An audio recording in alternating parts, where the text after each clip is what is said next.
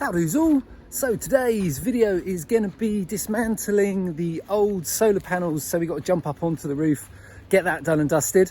I'm pretty sure I'm going to have to repair one of the rails because when I originally did it, I didn't put enough brackets. So I've ordered a couple more of those because obviously the new panels are also going to be a lot heavier as well. So what I don't want to do is, once I've taken them off, I'm sure it will be bowed, but we'll see about that. Probably also going to have to cut some trees.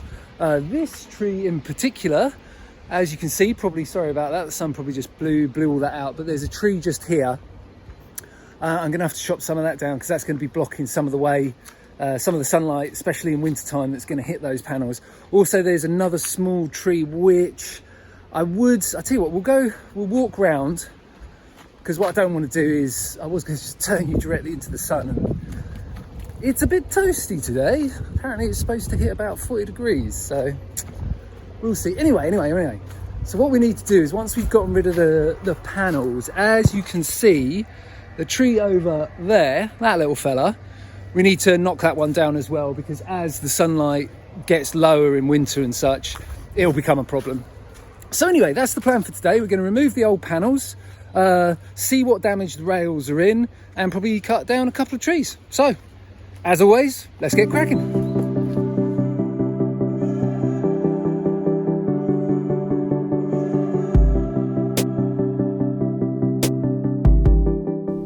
It's always a bit sad when I have to come along and cut down a pretty healthy new tree that's been growing absolutely perfectly where it is, but as you could see at the beginning of this video, it was starting to cast a shadow, and as we get into the winter months, the sun's going to get lower and lower, and this would just be blocking the panels. So unfortunately, this one had to go.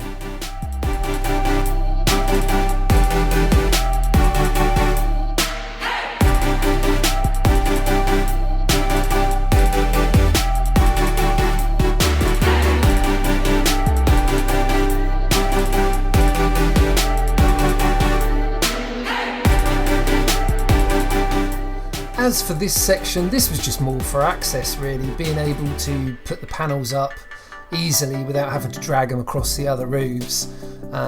So while I was here, I thought, let's just get this all sorted.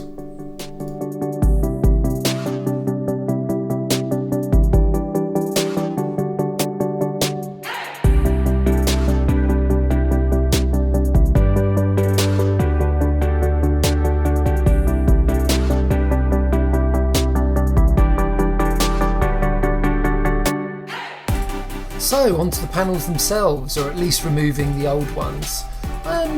To be honest, it was a test system and these did great. It really did teach me a lot about how to put together a solar system, what the pros, cons, weaknesses and everything like that. So while not the best solution ever, they did their job.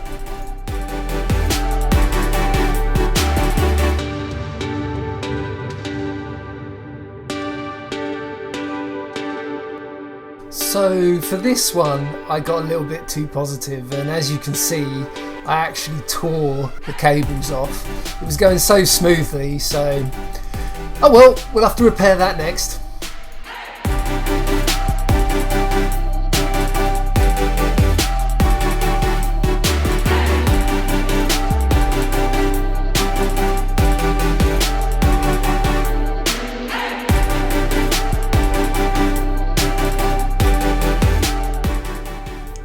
Thankfully, as you can see, it turned out to be quite a quick fix, but taught me something, or should I say reminded me once again, to have more haste, less speed.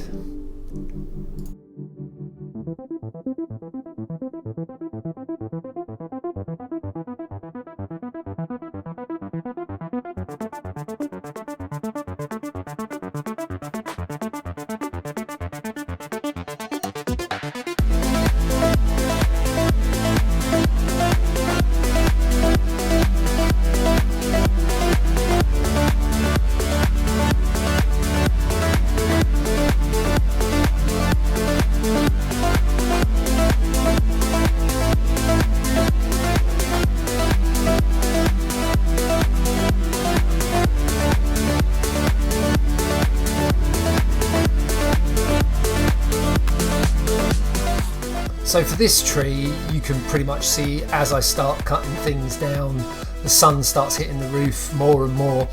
This one, unlike the other one, this will have an effect all year round. So again, shame to cut it down, but gotta be done.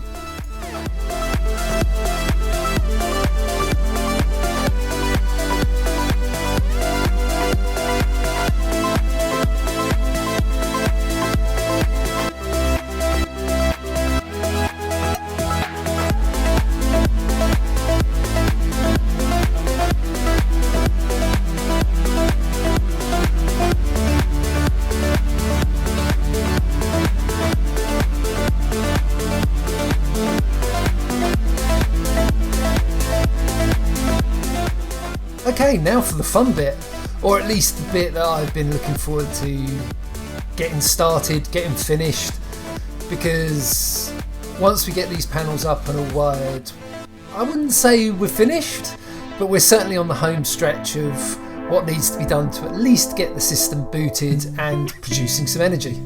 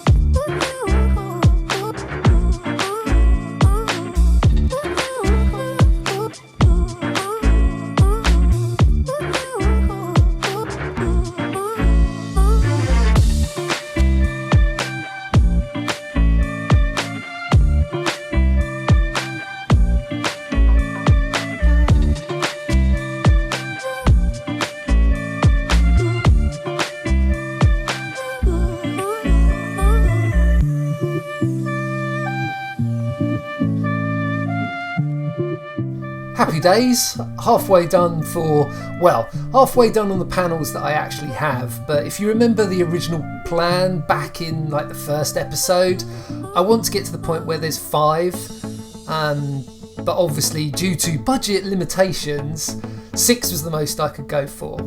Still should give us around, I don't know, 1,900 watts. Okay, that's their rated. They'll never actually do that, but still, it's a good start. And eventually I want to get us with 10 panels to hit the 3,300 mark.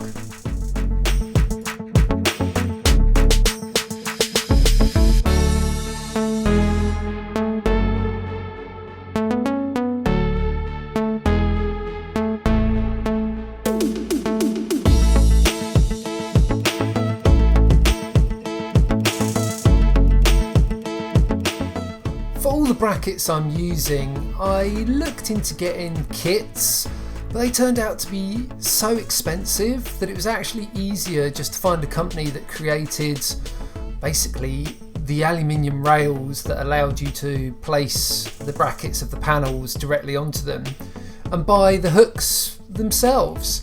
I think in the end it saved me, I think they ended up being half the price.